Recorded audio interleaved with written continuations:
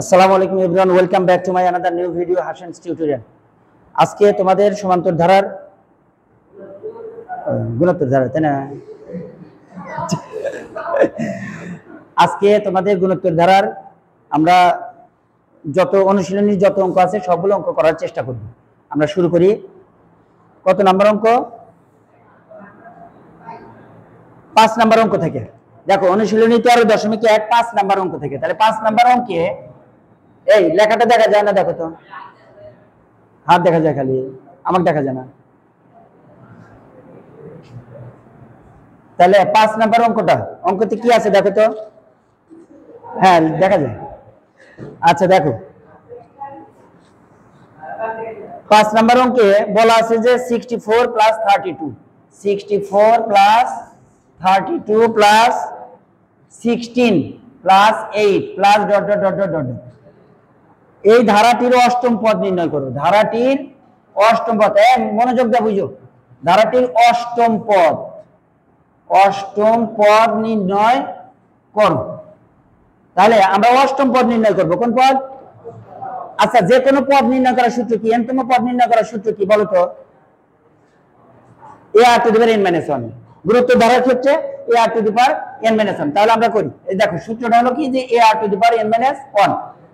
তাহলে এটি একটি কি ধারা? তাহলে আমরা লিখে নিতে পারি এটি একটি গুণোত্তর ধারা। তাহলে সুবিধা হবে, এটা লিখে নিই যে এটি একটি গুণোত্তর ধারা। এটা লিখে নিবা, এটা লিখে নিলে ভালো হয়। এটি একটি গুণোত্তর ধারা। এখানে প্রথম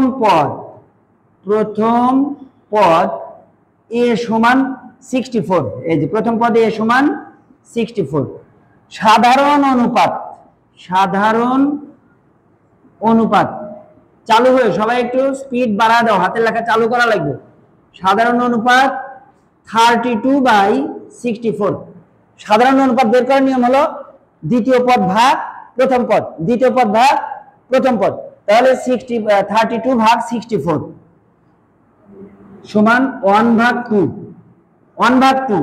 আমরা যদি সমষ্টি বের করতাম তাহলে আর এর মানটা লেস দেন 1 কিনা বা গ্রেটার দেন 1 কিনা এটা আমরা লিখতাম, কিন্তু যেহেতু আমরা বের করব এনতম পদ বা অষ্টম পদ, সুতরাং লেস দেন গ্রেটার দেন লেখার দরকার নেই। তাহলে অতএব অষ্টম পদ equal to ar to the power 8 - 1। দেখো এনতম পদ হলো ar to the power n - 1, কিন্তু অষ্টম পদ, তাহলে ar টু দি পাওয়ার কি 8 - 1, ar টু দি পাওয়ার 8 - 1। তাহলে এর মান বসাই, এর মান হলো 64 আর r এর মান 1/2। 8 - 1 মানে 7। তাহলে 64 গুণন 1/2 two the power 7। 1/2 two the পাওয়ার 7 এর মান কত? এই যে 2 টু দি পাওয়ার 7 এর মান কত? 128। ক্যালকুলেটরে 2 টু দি পাওয়ার 7 দাও, 2 কে 7 বার গুণন দাও, দেখো 128 হবে। তাহলে ইকুয়াল টু 64 গুণন 1/128। 64 দিয়ে 128 কে কাটলে 2, তাহলে 1/2। এটাই आंसर। তাহলে অষ্টম পদ হলো 1/2। অষ্টম পদ কত? 1/2। অষ্টম পদ 1/2।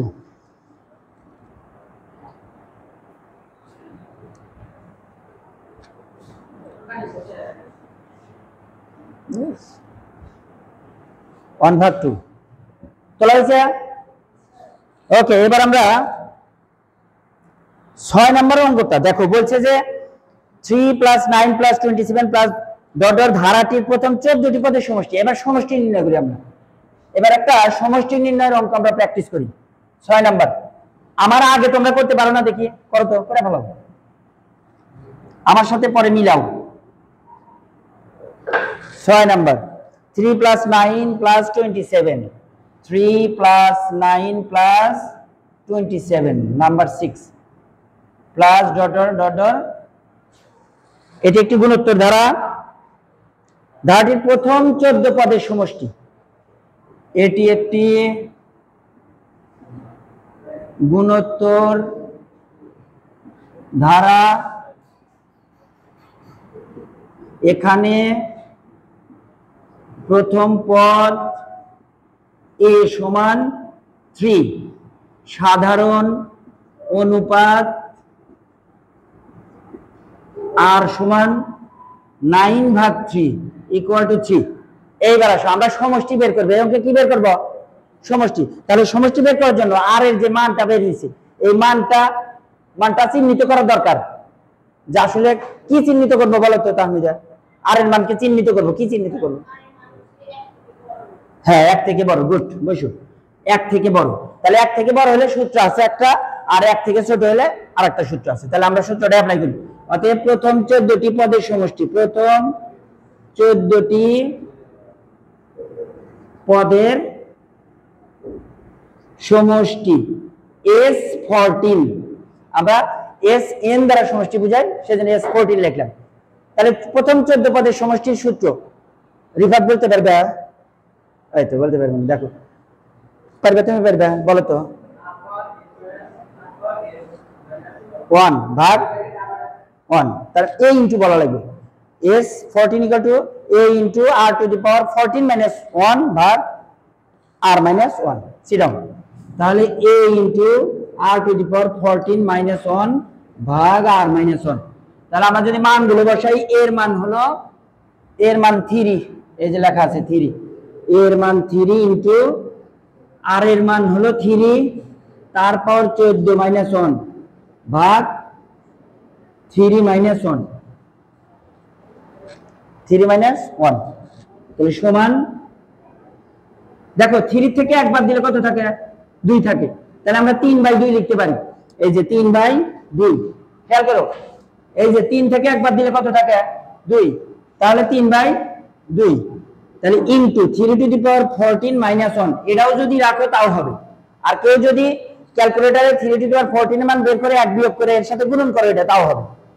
বুঝতে পারছো? তাহলে এটাই आंसर।